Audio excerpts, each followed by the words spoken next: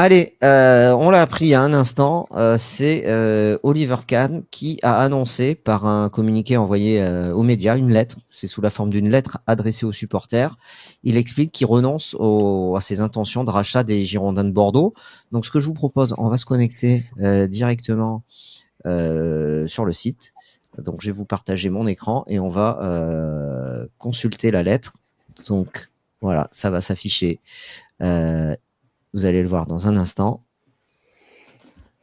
Voilà. Donc, mais c'est une lettre, hein, donc on va lire la lettre et après, messieurs, je vous ferai réagir. Donc, c'est une lettre d'Oliver Kahn, Sport Capital, qui est le fonds qu'il a créé pour investir dans le football.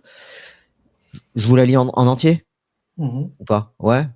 Bon, allez, ça va être rapide. Il dit, je cite, je me souviens comme si c'était hier du match retour de la finale de la Coupe de l'UEFA le soir du 15 mai 96. Cette nuit-là, au Parc Lescure, vous avez créé une ambiance qui rivalisait avec les 65 000 spectateurs de l'Olympia Stadium de Munich.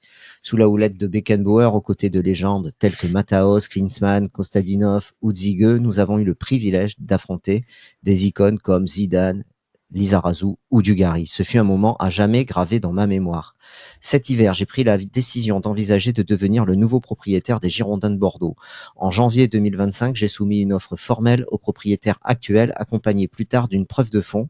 Puis, j'ai fait une offre à l'administrateur judiciaire. Cependant, au vu des informations financières, opérationnelles et juridiques finalement partagées avec nous à la fin de la semaine dernière, nous avons choisi de ne pas nous engager, de ne pas engager, pardon, les quelques 50 millions d'euros prévus dans notre plan afin de permettre au FCGB de retrouver la place qui lui appartient en Ligue 1.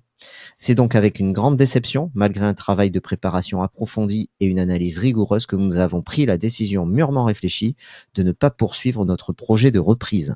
Nous continuerons à explorer les moyens de contribuer significativement au développement du football.